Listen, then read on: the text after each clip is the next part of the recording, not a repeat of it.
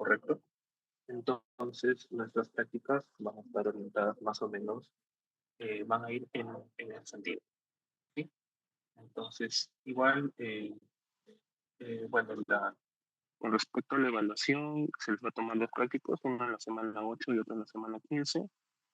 Mm, Ya que las clases son virtuales, voy a ver si es que a partir de la siguiente semana se pueden hacer los pasos a través de los formularios de Google para que solamente ingresen, marquen sus claves y ya les salía su nota. ¿De acuerdo?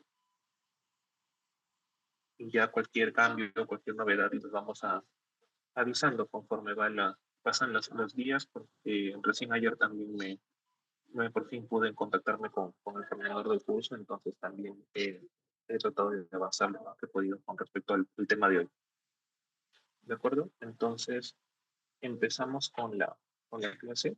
Y lo que sí les voy a decir, chicos, si es que en algún momento surge una duda o algo que no entiendan o no están entendiendo del todo normal, interrúmpanme y regresamos y lo explicamos de nuevo para que quede claro, ¿de acuerdo?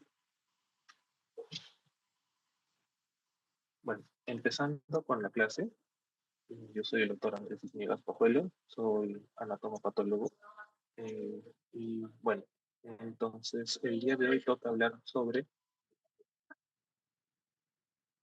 inflamación aguda y crónica y cambios adaptativos. ¿Sí? Entonces, para empezar, hay que hablar sobre el concepto general de inflamación. Y básicamente es una respuesta vascular a una injuria tisular. Y esta justamente va a tener como función eliminar agentes lesivos y reparar el tejido posterior a la lesión. ¿Sí? Y se clasifica por 5 características fundamentales que se consideran pilares justamente de la inflamación, ¿no? Tradicionalmente, calor, rubor, tumefacción y dolor, y posteriormente se agregó la pérdida de función como quinto pilar. ¿De acuerdo? Entonces, cuando ustedes se enfrenten a un paciente que tenga estas características, justamente hay que pensar que es un proceso inflamatorio y como tal pueden tener distintas causas. Entonces, para empezar, tenemos aquí 4 imágenes justamente. ¿Ya? De este lado tenemos una nariz y aquí observamos un área que se encuentra eritematosa o enrojecida, ¿ya? Y muy brillante, a diferencia de la piel alrededor, ¿no? Esto indica que aquí justamente, incluso hasta cierto punto también hinchado o aumentado de tamaño, ¿ya? Entonces aquí nos indica justamente el rubor,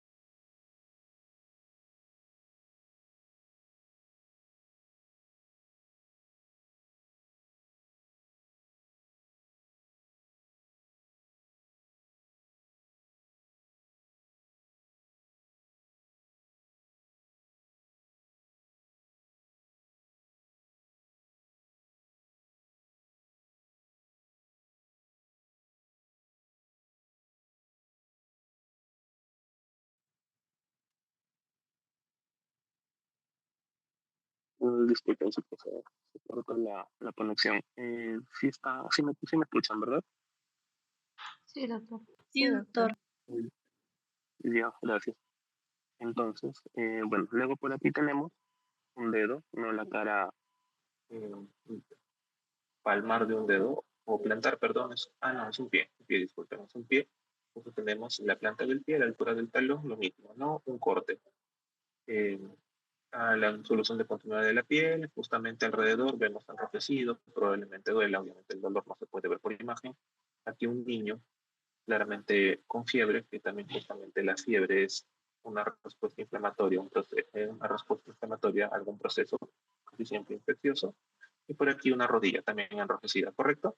Entonces, como pueden ver, la inflamación tiene distintas causas. Entonces, para empezar, tenemos la inflamación aguda, que justamente tiene dos fases, la respuesta inflamatoria y el reclutamiento inmunitario y eliminación de redes. ¿Ok? Entonces, primero, la respuesta inflamatoria se da ante un daño, en este caso de la imagen una herida, por el cual obviamente ingresan patógenos. ¿Ok? Entonces, al momento de ingresar los patógenos, ¿quiénes van a acudir a la acción? Los mastocitos y los macrófagos. ¿Ok? Los mastocitos liberando histamina y los macrófagos liberando citoquinas inflamatorias, las cuales van a justamente reclutar a los neutrófilos y monocitos al sitio de acción. ¿De acuerdo? Entonces, a esto se denomina inflamación aguda. Justamente cuando lo observamos en la mina, observamos a la inflamación aguda caracterizada por neutrófilos, monocitos, o sea, los polimorfos nucleares.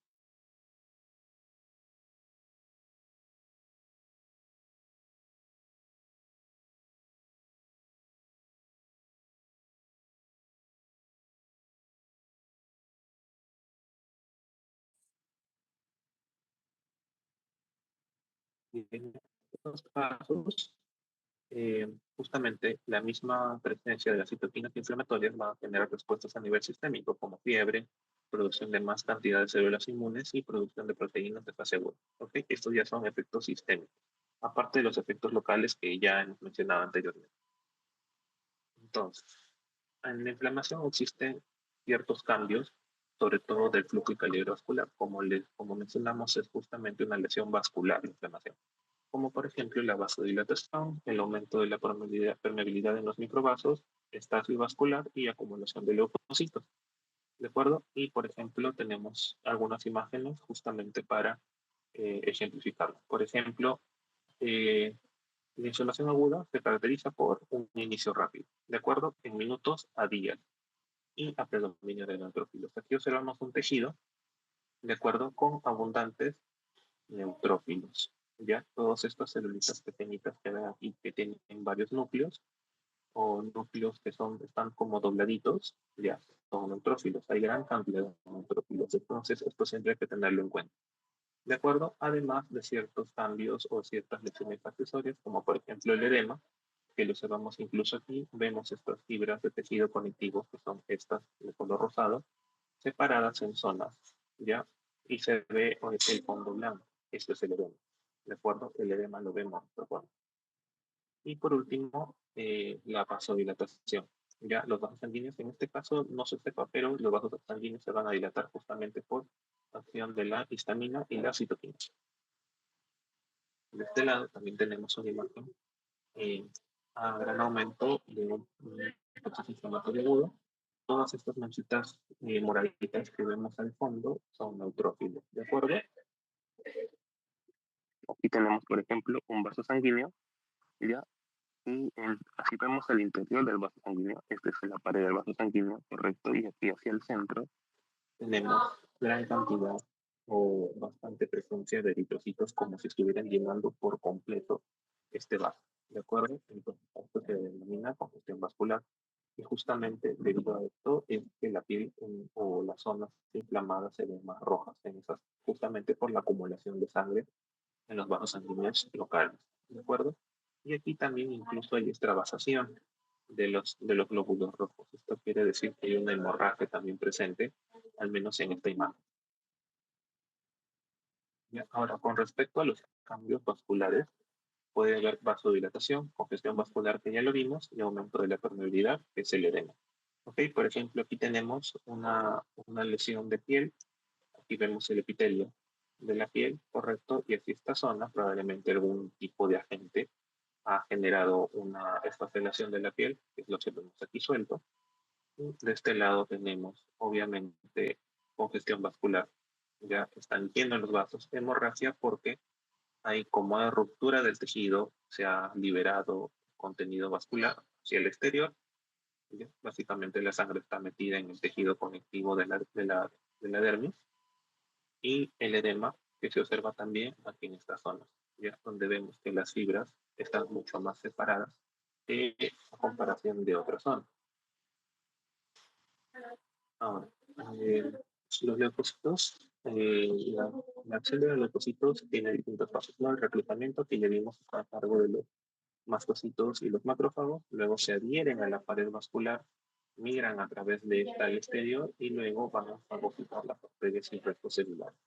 ¿Ya? Entonces, obviamente, para verlo tal cual, tendríamos que esta microscopía electrónica, no es el caso de esta imagen, pero nuevamente vemos que los procesos inflamatorios agudos histológicamente van a estar caracterizados por la presencia de abundantes neutrófilos.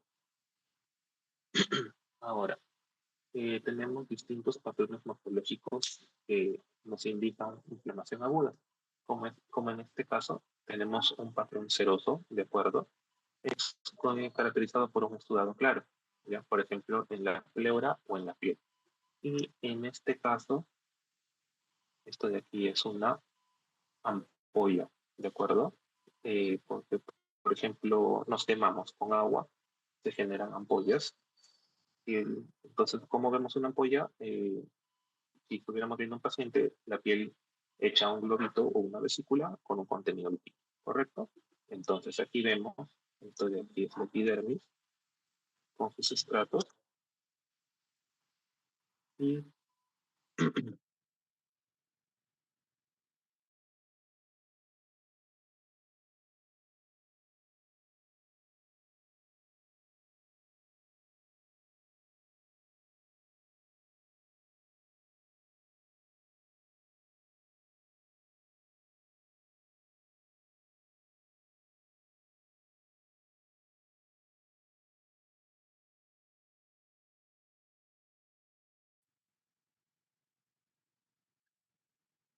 entonces vemos aquí la epidermis, de acuerdo, que está elevada o levantada, y de este lado hacia abajo vemos la dermis, ¿ya? Y entre ambas capas de la piel vemos hacia el centro esta zona cubierta o llena de neutrófilos con una secreción que se ve como rayita color rosado, ¿de acuerdo? Este es el exudado. ¿Sí? Entonces, así es como se ve una ampolla, por ejemplo, por quemadura al microscopio.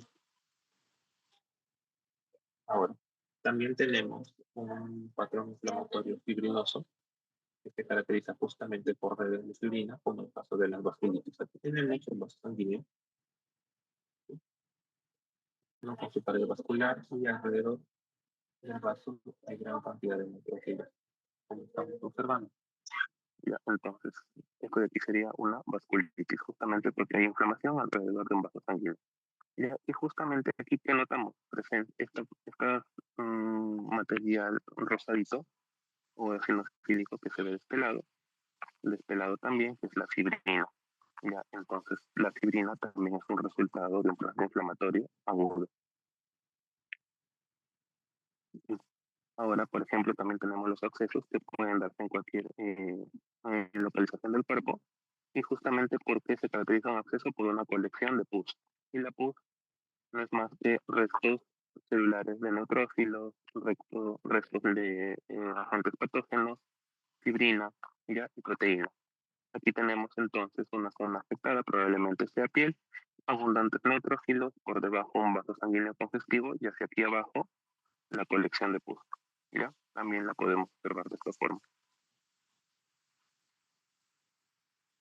Ahora, ciertos ejemplos comunes de inflamación aguda, como por ejemplo la cervicitis, ¿ya?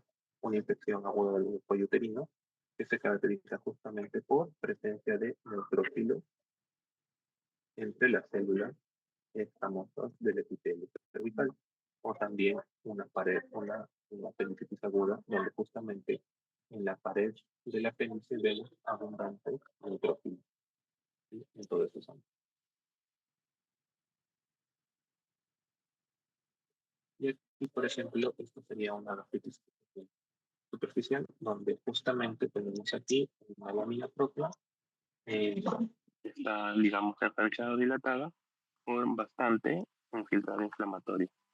En este caso es una inflamación crónica, ¿de acuerdo? Pero si observamos a detalle, por ahí tengo algunos, cierta cantidad de neutrófilos, entonces cuando hablamos de una gastritis crónica, obviamente es una gastritis ya de larga data o que ya lleva un tiempo, Entonces, pero que ante ciertos estímulos, el consumo de algún alimento irritante, tal vez por un medicamento que también sea un poco establecido, va a ser una situación que lo regulariza, justamente generando que nuevamente acudan los neutrófilos al sitio de inflamación. ¿Ya? Y la pancreatitis aguda, que esto sí ya es un trastorno agudo netamente, en el centro observamos un ácido pancreático, ya estos que se ven como racimientos de uva, y alrededor vemos abundante inflamación, además de hemorragia, sobre todo alrededor de los ácidos pancreáticos residuales, ¿correcto? Y todo esto de aquí sería inflamación aguda. Ya por ahí también hay algunos vasos congestivos, pero nuevamente lo que caracteriza la inflamación aguda es la presencia de abundante neutrófilos. Entonces, ahora con respecto a la inflamación crónica, justamente es aquí donde hay que tener en cuenta que no es una solución completa. ¿Por qué? Porque justamente es la consecuencia de una inflamación aguda. ¿Ya? Entonces, la inflamación aguda va a tener, digamos, tres escenarios en los cuales pueda resolver. ¿Ya? Una resolución completa, o sea, se eliminó a la gente que estaba generando el proceso inflamatorio y pasó, ¿no? Puede haber también cicatrización o fibrosis, sobre todo en casos de hepatitis, en los que una vez que el tejido hepático se daña, en ella es un poco difícil que regrese a su normalidad, o bien puede evolucionar y pasar a una inflamación crónica persistente, como justamente estábamos hablando hace un momento, de la gastritis crónica. ¿Sí? Entonces, en este caso, la inflamación crónica se caracteriza por una duración prolongada, predominio de linfocitos, macrófagos y células plasmáticas, y obviamente destrucción del tejido y reparación simultánea, ¿de acuerdo? Debido a esto es que en ocasiones el tejido se daña tanto que ya se fibrosa y se deteriora, ¿no? Y ya deja de funcionar adecuadamente. Entonces aquí nuevamente la misma imagen de la gastritis crónica, ¿no? Pero ya de aquí observamos que eso está rodeado, las alveolas gástricas están rodeadas por abundantes linfocitos, ¿ok? Que son todas estas células redonditas azules que están metidos entre las glándulas gástricas. Incluso algunos están dentro de los epitelios, ¿correcto? Entonces, como les decía, la gastritis crónica es una lesión eh, de mucho tiempo debido al constante estímulo, porque el estómago es un órgano que siempre trabaja, ¿ok? Entonces, debido al constante estímulo, de la constante inflamación, obviamente va a progresar a una fase crónica, ¿ya? Pero siempre que llegue algo a la mucosa estomacal que nuevamente reactive la inflamación, justamente vamos a ir observando neutrófilos, ¿ya? Se ve por aquí algo. Y aquí tenemos una lámina de una biopsia hepática, observamos aquí el parénquima hepático, como está en este caso otro tipo de distinción, pero vemos aquí estos puentes fibrosos que se ven de color azul, ¿ya? Y además por estas zonas algo de necrosis también de los hepatocitos, ¿sí? Entonces, en estos casos, la hepatitis crónica, si es que no se resuelve, obviamente esta fibrosis va a avanzar hasta generar una cirrosis y obviamente en estos estados ya el hígado no funciona adecuadamente. Y aquí observamos justamente la cervicitis crónica, ¿no? Y es una inflamación crónica de la mucosa cervical y con un cambio adaptativo denominado metaplasia escamosa, ¿sí? Donde justamente el epitelio cambia su estirpe, ya no sería un epitelio glandular como se tiene estas glándulas, sino sería un epitelio escamoso que es más resistente y tiene, obviamente, ejerce una función protectora del epitelio de la mucosa. Entonces, aquí observamos los linfocitos, porque obviamente si bien hay, porque no se ha combatido o no se ha eliminado el factor o el agente que está generando justamente esta inflamación a largo plazo. ¿Ya?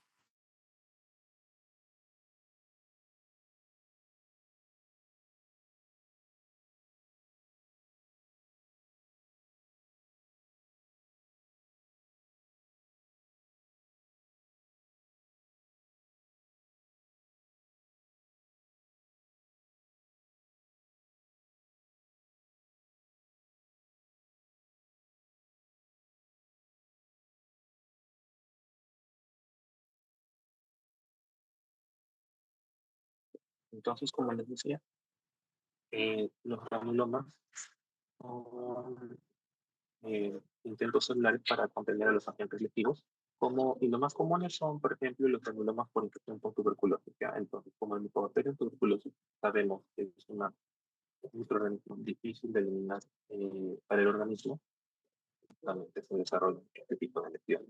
¿Ya? ¿Y por qué se caracteriza por macrófagos epitelioides? ¿Ya? Luego tenemos que van a estar rodeados de linfocitos.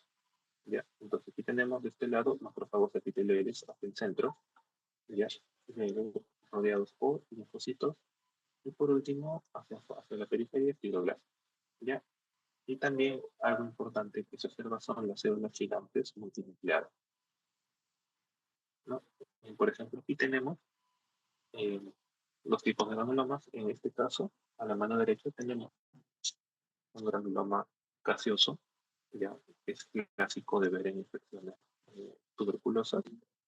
Y aquí tenemos de este lado el epitelio respiratorio, ¿ya? Y es aquí el tejido pulmonar. Entonces, de este lado tenemos hacia el centro, sobre el tejido rosado, que es una zona de necrosis gaseosa. Y hacia aquí alrededor vamos a ver a simple vista las células gigantes multinucleadas, ya que tenemos por aquí. Y estos como líneas o puntitos que rodean, que van a rodear por completo a esta necrosis, justamente son los linfocitos. ¿Ya? Ahora también existen, como en este caso, granulomas de tipo de cuerpo extraño, que obviamente se forman, bueno, la redundancia, cuando hay algún organismo o agente que ingresa al tejido y no se radica. Ya, lo más común de ver es en, en pacientes que han sido postoperados, porque obviamente muchas veces queda sutura dentro del cuerpo y se genera un granuloma alrededor de los hilos de sutura, ¿no? También se caracterizan por tener células gigantes multinucleadas, tener abundantes linfocitos, pero si lo ven a simple vista, se diferencian porque unos granulomas gaseosos tienen un centro necrótico que aquí no está, ¿de acuerdo?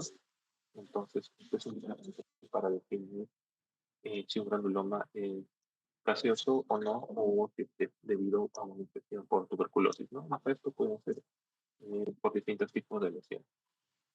Entonces, hasta ahí todo claro con la inflamación. ¿Tienen alguna duda?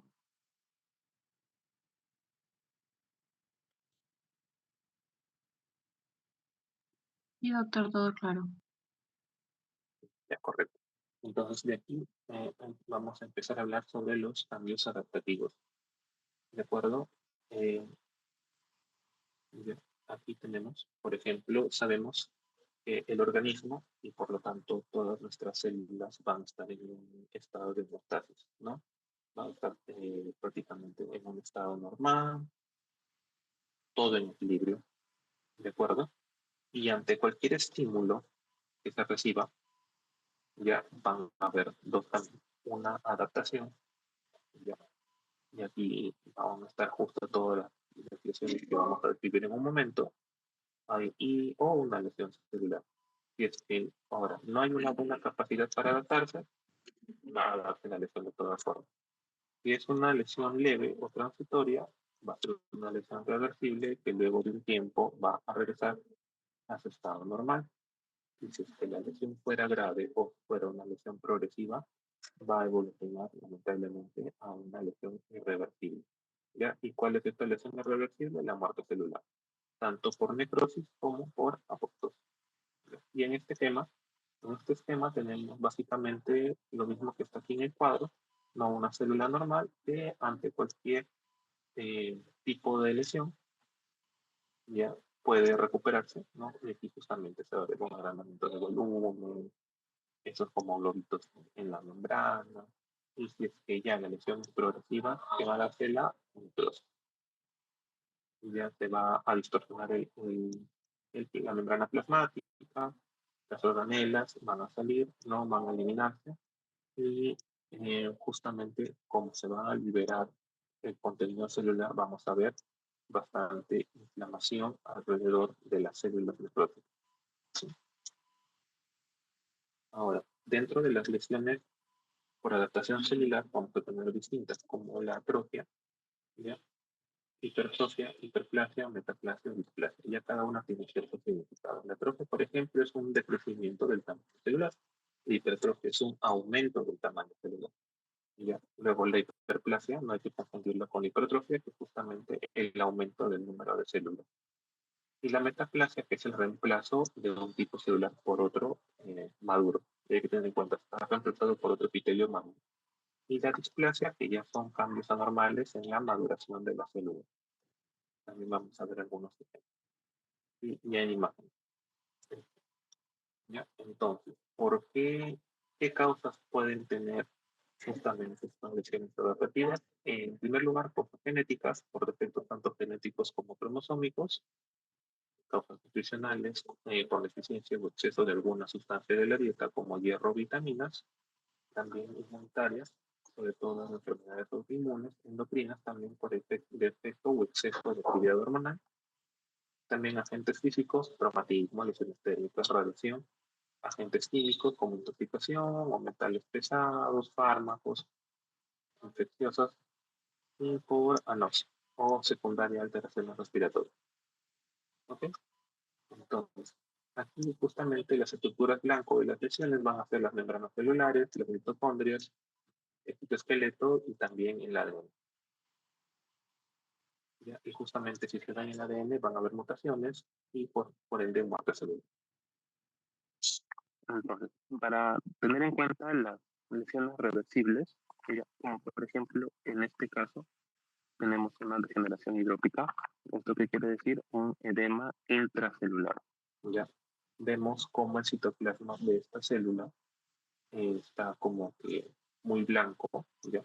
Y vemos que las fibras del citoplasma, que son las están muy separadas, ¿ya? Entonces, esta es una lesión reversible, porque todavía la membrana celular se mantiene íntegra, no se ha roto, porque una vez que se rompe, muere la célula.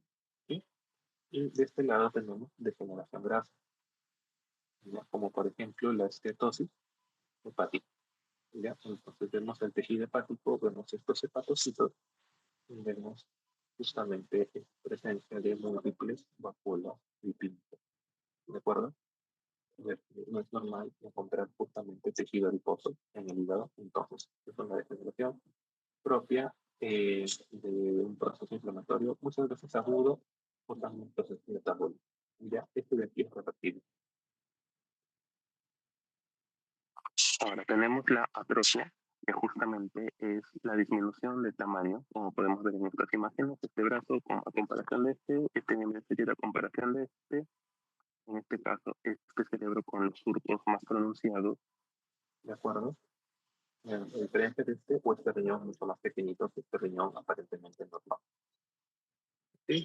Lo mismo con la atrofia testicular, por ejemplo, aquí tenemos un testículo, y aquí tenemos un testículo atrófico mucho más pequeñito, ya probablemente sea de un paciente mayor de edad o ya adulto mayor, y aquí observamos de este lado los túbulos seminíferos de un testículo normal, ¿no? Con abundantes espermatogonios o espermatidos, y a diferencia de aquí observamos unos túbulos seminíferos tróficos. Para empezar, están mucho más separados, hay mucho menos estroma alrededor. Vemos también que existe muy poca presencia de células terminales dentro de los túbulos seminíferos. ¿Sí? Entonces, la atrofia también se observa microscópicamente. ¿Ya? Por ejemplo, aquí tenemos la atrofia del músculo esquelético, ¿ya? Aquí tenemos músculo esquelético normal, estos fascículos musculares que están rodeados por, super, por tejido conectivo, ¿sí? Y aquí de este lado tenemos un músculo atrófico, ya tenemos un músculo normal por aquí, y estas fibras musculares como han perdido tamaño, han perdido volumen a comparación de los. Y nuevamente por aquí, un endometrio normal, probablemente una mujer en edad fértil, ¿no? Obviamente el endometrio va a variar según su ciclo hormonal, pero a diferencia de este endometrio atrófico, donde las glándulas no van a verse de esta forma, van a estar dilatadas, como si fueran formaciones físicas, y también las glándulas muy pequeñitas y separadas unas de otras. ¿De acuerdo? Pues este tipo de cambios son cambios involutivos. ¿Ya? Tienen muchas causas en los que hemos estado viendo, ¿no? Por ejemplo, la del retículo y el endometrio, causas eh, eh, propias de la edad, ¿no? Conforme aumenta la edad, obviamente algunos órganos dejan de funcionar. En este caso puede darse por distintas alteraciones del tejido muscular o alteraciones en la placa neuromotora, ¿no? Y como el músculo deja de funcionar, obviamente se atrofia. Y si obviamente lo llevamos a, ya, a la persona en sí, ¿no? Muchas veces hemos visto un paciente postrado en el cual o algún paciente parapléjico o que está confinado en silla de ruedas, y los cerramos sus piernas van a estar bien delgaditas justamente, ya que el músculo no funciona, obviamente se atrofia.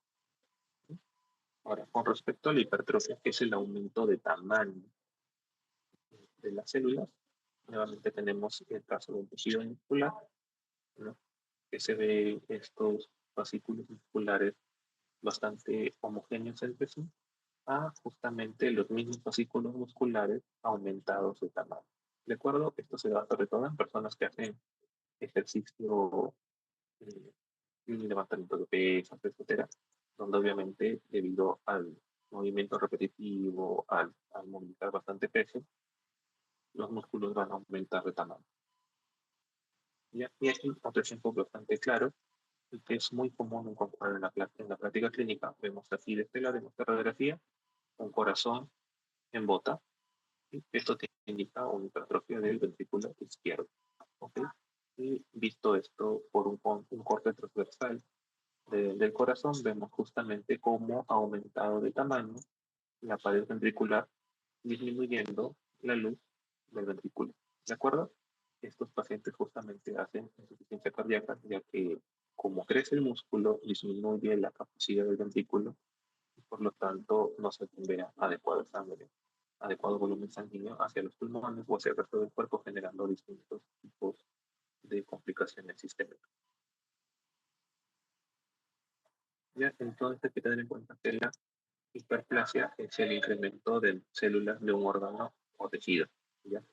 A diferencia de la hipertrofia. La hipertrofia es el incremento del tamaño de la célula. La hiperplasia es el incremento del número de células.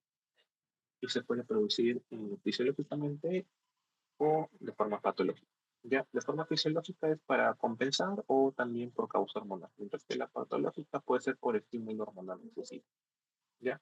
Entonces, por ejemplo, un ejemplo bien clásico justamente es la proliferación del epitelio glandular de la mama durante el embarazo, ¿no? Sabemos que uno de los cambios propios del embarazo es justamente el aumento del volumen de los glóbulos mamarios, ya que obviamente van a cumplir una función en la lactancia. ¿Ya? Y también la penetración endometrial tras el consumo o estimulación con estrógeno.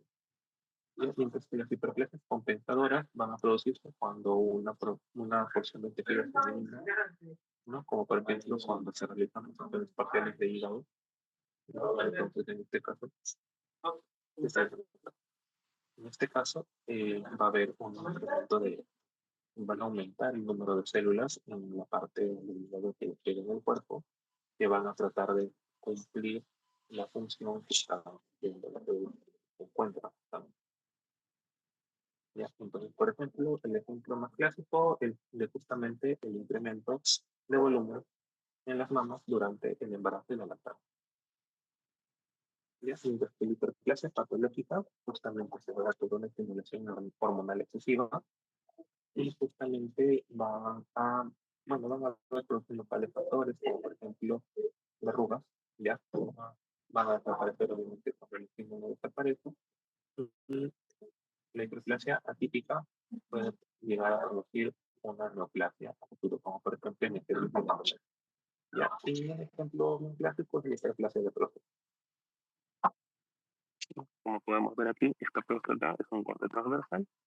Vemos aquí cómo se están conformando nódulos en su parénquima. ¿De acuerdo?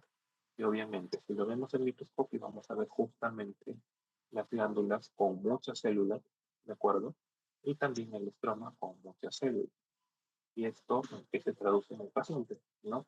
Justamente la próstata se encuentra por debajo de la vejiga, alrededor del uretra.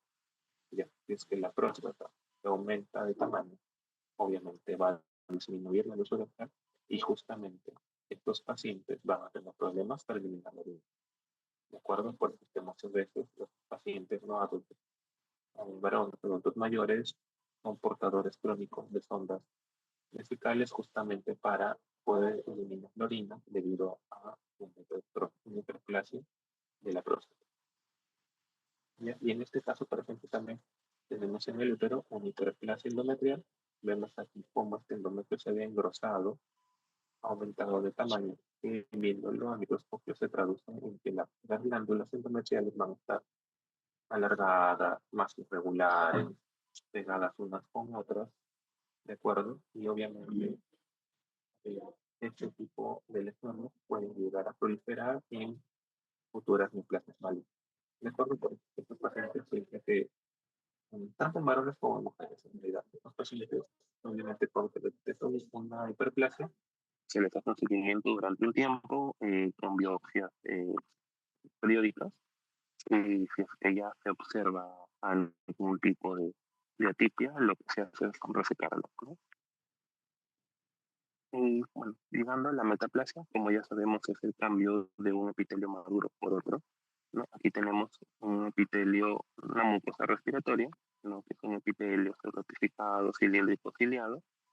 En el caso de pacientes o personas fumadoras, justamente la presencia del humo del tabaco es un agente irritante que lo que va a generar es una metaplasia escamosa, ya va a pasar de ser un epitelio cilíndrico ciliado de tipo respiratorio a un epitelio escamoso. ¿Sí? Obviamente, digamos que no se elimina eh, agente, el agente nocivo, que es el humo del tabaco, esta metaplasia puede llegar a producir también una metaplasia. ¿No? Otro ejemplo claro es el esófago de Barrett, ¿no? Hacia aquí abajo vemos justamente una metaplasia intestinal en una mucosa esofágica. Ya, de este lado tenemos el epitelio escamoso del esófago, pero hacia abajo vemos dentro de estas glándulas cómo es que están desarrollando sus células caliciformes, sus chapas criadas justamente para responder al estímulo que porque se caracteriza el estómago de Barrett por el flujo constante de secreción hacia el estómago, ¿no? Y como el epitelio intestinal es más resistente ante este tipo de secreciones, la metaplasia y también puede generar a la larga una metaplasia del esófago. Aquí vemos la metaplasia intestinal en una biopsia gástrica. También vamos a ver cómo estas células, las glándulas, perdón, que son gástricas, a la larga empiezan a desarrollarse células caliciformes, productoras de moco. Y esto causado por qué? Por el helicobacter pylori. Entonces, en estos casos, sobre todo en el estómago, siempre que se vea metaplasia intestinal, se sospecha de una infección por el helicobacter, que también a la larga se da cáncer de estómago, ¿no? Y por último, las displasias, que son alteraciones en la maduración del cervix. Aquí observamos justamente cómo en este epitelio, ¿no? Todas las células se ven como si fueran las células basales, y ya se ven más moraditas, más oscuras, más irregulares. Y ya, esto es una alteración de la maduración celular. Sobre todo en el cuello uterino, están muy asociadas y muy ligadas a la infección por BPH, ya que también a la larga generan procesos de plástica. Ahora, con respecto a la lesión irreversible y muerte celular, esto se da cuando la injuria excede la capacidad adaptativa. Ya, ahora hay que tener en cuenta que la necrosis y la apoptosis son distintas. Ellas tienen distintas causas, también distinta morfología y obviamente distintas consecuencias. Ahora, cuando veamos inflamación adyacente, vamos a pensar en necrosis, no en apoptosis. En la necrosis la membrana se rompe, como les mencionaba, debido a un estímulo muy intenso, se rompe la membrana. Como se rompe la membrana, se va a liberar el contenido celular, ¿no? Y si se libera el contenido celular, justamente el contenido celular se comportaría como un agente extraño. Y si es que se comporta como un agente extraño, ¿quiénes van a acudir justamente? Los neurocitos. Entonces vamos a ver células inflamatorias siempre alrededor de la necrosis. Mientras que en la apoptosis vamos a ver la membrana intacta, ¿ya? O cuerpos apoptóticos, ¿no? Se ven los núcleos como más fragmentados, como si hubieran estallado, por así decirlo, y no vamos a observar inflamación alrededor. ¿Ya? Entonces, en los núcleos vamos a ver ciertos cambios. ¿Ya? Vamos a ver cardiorrexis, vamos a ver fragmentos de núcleos dispersos alrededor de las células inflamatorias. Se ve la necrosis, mientras que en la apoptosis vamos a ver un núcleo fragmentado dentro de la célula siempre. ¿ya? Ahora, hay ciertos patrones de necrosis, la necrosis coagulativa, lipoactiva gaseosa, vamos a verlo mejor directamente en imágenes. Tenemos, por ejemplo, aquí la necrosis coagulativa, en este caso es un río, ¿sí? Aquí tenemos un túbulo renal normal, perdón, este es un glomérulo, y después aquí son túbulos renales, ¿ya? Y de este lado vamos a ver más túbulos renales, pero sin núcleo, ¿de acuerdo? Entonces, la ausencia de núcleos en una imagen histológica es un claro indicio de necrosis. ¿Ya? Entonces, ¿por qué más decimos que es necrosis? Por bastante presencia de linfocitos en este caso, ¿correcto? Y algo importante de la necrosis coagulativa es que se va a mantener o se va a conservar la arquitectura inicial. ¿Ya? Aquí vemos túbulos, obviamente viables, y por acá vamos a seguir viendo túbulos, ¿sí? Pero necróticos. ¿Correcto? No se va a alterar la estructura del órgano como tal, sino simplemente va a dejar de funcionar. Si lo vemos en grande, vamos a verlo justamente como zonas más blanquecinas o amarillentas alrededor del tejido que todavía se consideraba viable. ¿Bien? Mientras que la necrosis lipoactiva justamente se da debido a procesos infecciosos y se caracteriza por la presencia de pus. Entonces, ¿qué vamos a observar? Vamos a observar abundantes neutrófilos, vamos a observar fibrina, acumulación de sangre o congestión vascular, ¿no? Y si lo observamos en grande, obviamente vamos a observar un absceso como tal, ¿no? Como vemos aquí. Y por último, la necrosis gaseosa, ya nuevamente esto se da en, sobre todo en inflamación tuberculosa, células gigantes, necrosis gaseosa al centro, alrededor linfocitos si lo vemos al microscopio. Y si lo vemos en grande, ¿no? Macroscópica, tenemos aquí un granuloma gaseoso. ¿De acuerdo? Al centro, esto que se ve completamente blanco sería la necrosis, y luego alrededor tendríamos el resto de células inflamatorias, que aquí obviamente ya se notan a mayor detalle. ¿Ya? Y luego, estos también se consideran patrones como la necrosis grasa, que justamente es la saponificación del tejido, ¿ya? Luego la necrosis fibrinoide, que ya hemos visto en la vasculitis, con depósitos de fibrina en las paredes vasculares. Ahora, la necrosis gangrenosa es un término clínico, ¿ya? Y se caracteriza por tener una combinación entre necrosis coagulativa y lipoactiva, comúnmente por infecciones. ¿Ya? Y por último, la hemorrágica, que se da por congestión, que justamente como hay congestión vascular, no hay una buena reacción sanguínea, y ¿qué pasa? Se rompen los vasos. ¿Ya? Y si se rompen los vasos, vamos a ver justamente una área necrótica con abundante sangrado alrededor, ¿de acuerdo? Entonces, eso también se observa, sobre todo en casos, por ejemplo, de perforaciones intestinales, o heridas por arma de fuego, heridas por arma blanca, donde justamente hubo una ruptura, necrosis esa zona, obviamente, porque se corta la irrigación sanguínea, y vemos también abundantes eritrocitos justamente extravasados. Y eso es todo, chicos. ¿Hasta ahí alguna duda o alguna consulta?